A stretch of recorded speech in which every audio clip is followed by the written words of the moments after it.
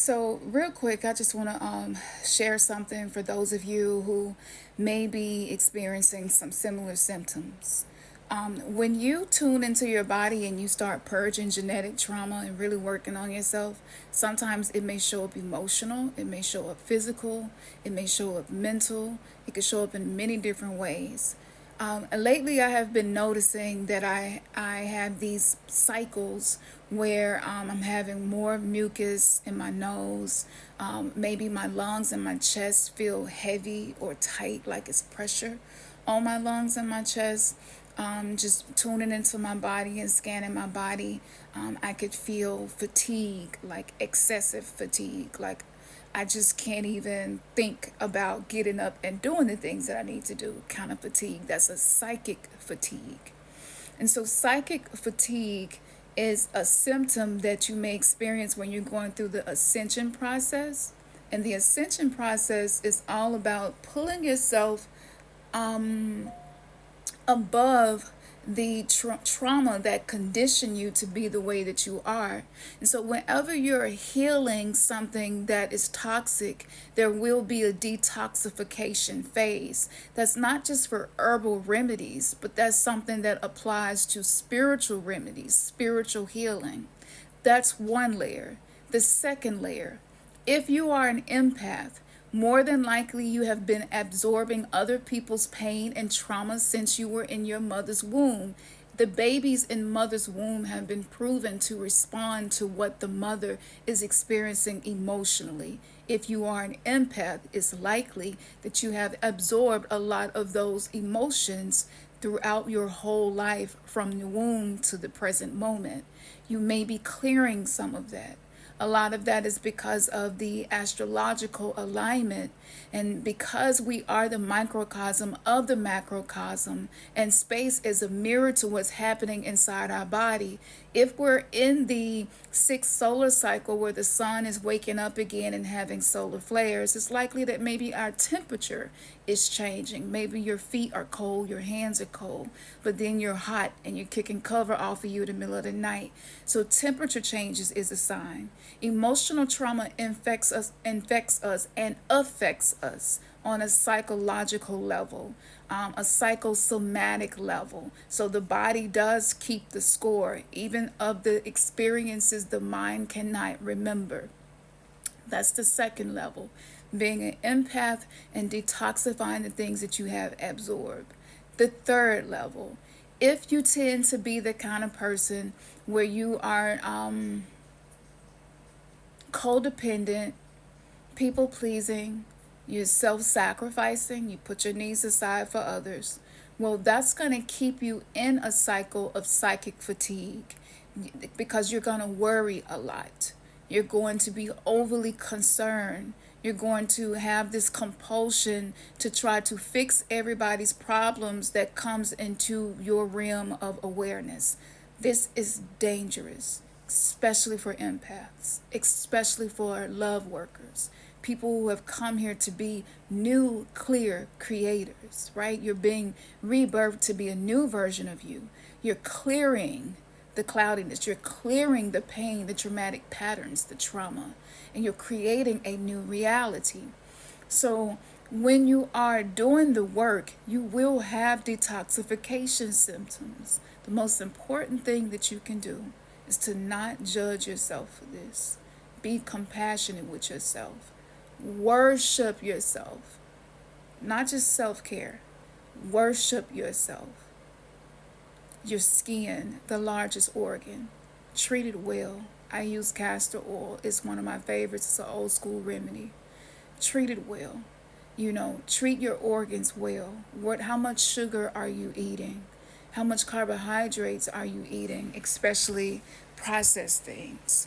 This is going to keep your nervous system in fight or flight. And I'm not saying that I'm perfect, but I do choose wisely what I put into my temple as much as possible. And if I have a cheat day, I have a cheat day. And I make sure that when I'm done with my cheat day, I'm going to go hard with my healthy meals. So everything is about moderation and balance. The next thing that I would recommend for you is commit to a devotional routine every day to this healing journey. If you are wishy-washy and flip-flopping back and forth, you're not committing to the things that you said you were going to commit to for yourself, how can you expect anything or anyone else to be committed to your wholeness and your well-being if you're not? Because if you're not committed to your wholeness and your well-being, if you're not willing to piss some people off because you are enforcing boundaries and you are protecting your well-being, if you are not making decisions because they benefit you, you are giving your power to other people. And so anytime you're leaking life force energy, anytime you're allowing yourself to be in a position of not honoring yourself, the universe is going to reflect that back to you. And the people in your life will not honor you. They will not respect you. They will not be empathic concerning you because you're not empathizing with yourself. These are some tips like that I would have paid somebody to teach me. And I'm learning from experience and practice and devotion, but that is key. So while it's still here, because I will be making some very significant changes for the next new Gregorian year coming up. But while it's here, y'all could dive in 10 days. You could work through healing your inner child and your chakras. It's not the whole process, but it is the catalyst and a great foundation that you can build upon, where I will give you updates every day. All you got to do is go to the website, click on Inner Child Healing, Root Chakra, and you're going to get the Sacral Chakra Healing course. You will get the Solar Plexus as well. Heart chakra, a lot of us really not ready for that. We want to work on stabilizing the lower chakras, being integrated with our inner child, and everything that I do is shadow work. So there's really no need in saying that, because I teach from the aspect of the techniques that have been taught to me by the dark feminine, by the archetypes of the dark goddess. And so this consciousness is necessary when you're doing shadow work. The biggest mistake that I see people making is not including an archetypal deified energy to help them through the shadow work. And what happens is you start doing it, feels good, feels like it's helping you. You feel like you're getting to know yourself, and you hit a wall. And that wall that you hit is the realizations that have come pouring in, and you didn't have the divine mother to assist you in grounding yourself through that. We are microcosms. There's a whole universe inside of you and me.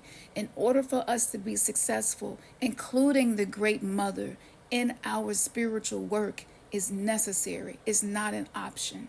So I know that this might sound really, specific, as if I know, but I do. And I have done the work. My life is proof of the work that I have done. And it is my purpose to live what I teach, to live what I share. I am a student of life and forever will be. But one thing I know for sure is what I have learned is something that I wanted someone else to teach me. And I give a lot of it away for free to keep you inspired. Don't ignore this video. Go to newverselive.com. Look around. Get you some spiritual supplies. Get in some of these courses and commit to doing this work. Don't wait till the new year and make resolutions and then you feel bad because you didn't do it and you didn't stick to it. Do it. I know discipline is hard for those of us who are overcoming complex trauma, but it is possible with the right tools and with a tribe who is also doing this healing work. Now, if you want to go deeper, the Patreon community where my new verse illuminated patrons are.